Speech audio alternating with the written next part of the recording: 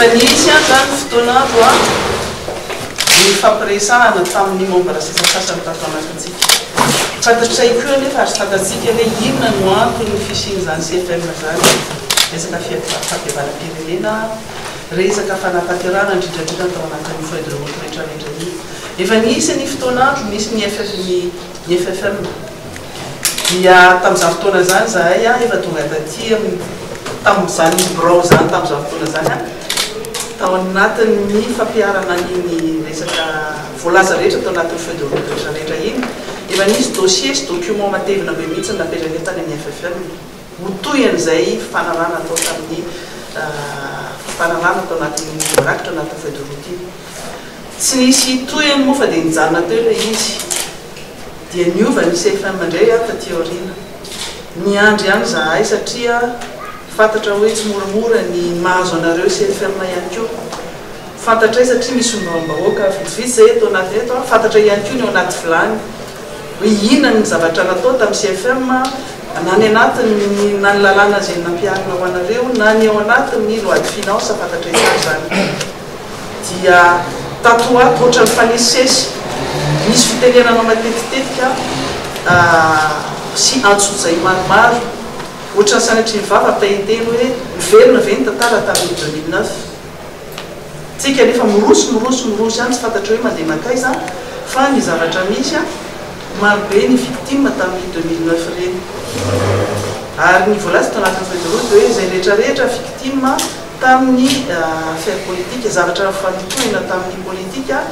dia nisy zavatra tokony natao voarakitra tao anatin'ny feuille de route reny na ny mesure hoe la cessation de poursuite judiciaire zany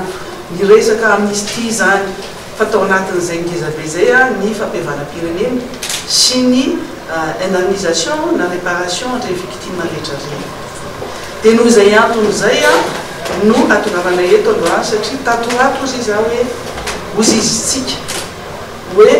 misy zavatra miseho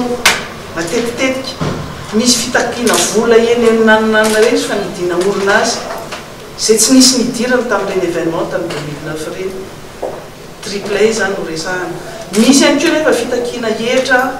amin'ny orinasa zay mipotehana sy anisan'le victime lehibe indrindra ao anatin'io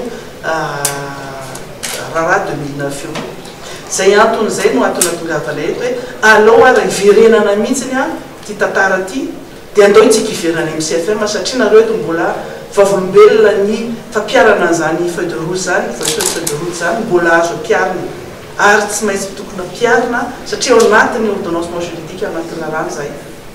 dia zay antony zay natongavana eto satria tsy vitany hoe mitakitrosa ny fanjakana mitaky hoe misy impotsy voalosiny sisy fa ny tena devoirany dia manao réparation andro olona victime tamin'ny 2009 reo tsy mitaky fotsiny zany fa misy devoir ary obligation voalaza anaty feuille de route nanomboka tamin'ny 2009 nanomboka tamin'ny accord zay natonga ny feuille de route dia izay zavatra zay no oentinety reto zany ny document à l'appui oentina zany hoe manampy ny fanapetraka tamin'ny FFM fa hoanareo ihany koa izy ampahafantarina anareo zany hoe reto nge zavatra misy hatreto aloha zany dia nisy zavatra natao na expertise tamin'ny cabinet ara-dalàna tena hoe cabinet d'expertise maro natao tamin'ny zavatra simba mipotehina sy ny zavatra rehetra natao tamin'ny groupe tyco dia fampalalana an'izay zany ary fitakinan'izay zo zay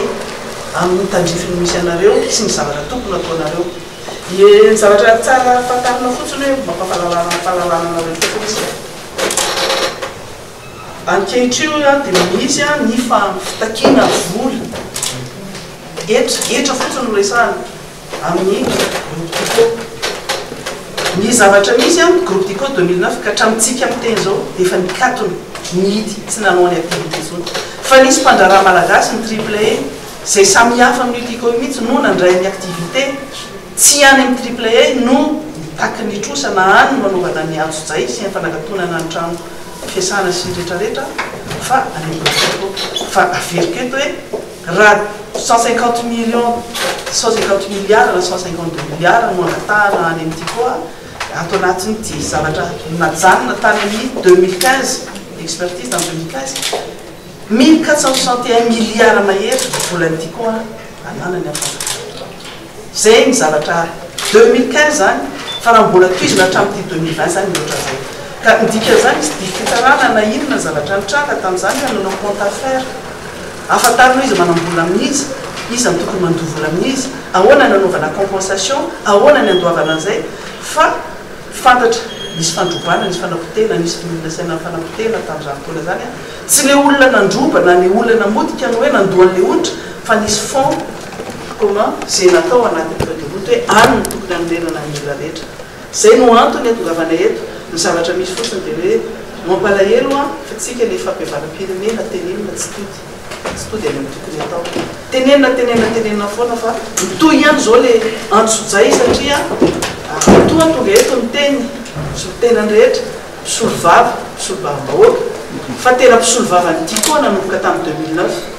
ary tena mahafantatra ny atsiprian'ny zavatra nitranga rehetrarehetra nataoko adidy mihitsy ny mijoro eto satria za fa volombelon'ny tantara nafantatra ny dossier rehetrarehetra zay nitranga ary nanao andreny expertise nampanao expertise miaraka tamin'ny tokoretrarehetraotiko dia zay no mahatonga anay eto fa eo ihany koa mbola fampifatarana hoe mbola mitoy famitena zany tiako sisa miangana zany ohatra rahatsika miteny zao dia razena mihitsy ny bâtiment rehetrarehetra zay amina milliard sy ny fitaovana rehetra ao anatiny any Tamatavy ao anatin'ny poro ny margarinerie fanamboarana margarine zany ny fanaovana menaka zany ny silo zany tena hoe razena tanteraka mihitsy ataon'ny fanjakana mahavariana fotsiny hoe ny DG ny port tamin'izany fotoana zany mbola DG ny port am'izao fotoana zao mahafantatra tsara zany ny zavatra nisy rehetrarehetra izy ary izy zany zao mbola vavolombelany keo hoe ao anatin'ny port zay lasa tompona ndraikitra amin'ny fanapotena satria tanomboka tamin'izany ny fangalarana famotena fangalarana lafariny na ny vary sisa rehetrarehetra fa zay infrastructure lehibe indrindra sy ny fitaovana tao mbola potena am'izao tiana tenena am'izay sampy hoe lavitra dia lavitra ny fampiavana pirenena lasa memana lavitra zany dia amenany directeur général moa zany satria izy no solitenany tiko eto ametraka zay fitaovana zay taratasy rehetrarehetra taratasy manamafiny zay fa narotsaka anay amin'ny 2 mars 2016 dia ho avozinay zany fametrana taratasy zany ary miampy ihany koa reo ato taratasy hafa ihany koa anamafisana le favorainareo zany dia manateny izay tompoko fa ny tena tenenay indrindra dia mba misy valiny izy ty tsy ho an'ny groupe tiko ihany fa ho an'ny rehetrarehetra zay victime na iza miainga tany amin'ny 2002 ka hatramin'ny zao ora hatramin'ny nanaovantsika ny federotsy zay moa ndanana ao anatiny ny federotiny dia antenenay ary ny mahatonga anay ihany koa miazakazaka satria fantatray fa androany amin'ny farany afana mametraka antonda-taratasy amin'ny fitarainany ary manomboka androany zany dia mitodika any amin'ny tsibazaza masony tsika satria antenenay fa mba hiditra ao anatin'ny loi de finance 2021 ny mombamomba ny raha rehetra amin'ny indemnisation sy réparation ka dia voninahitra ho anay tokoa nametraka zany tonda-taratasy zany.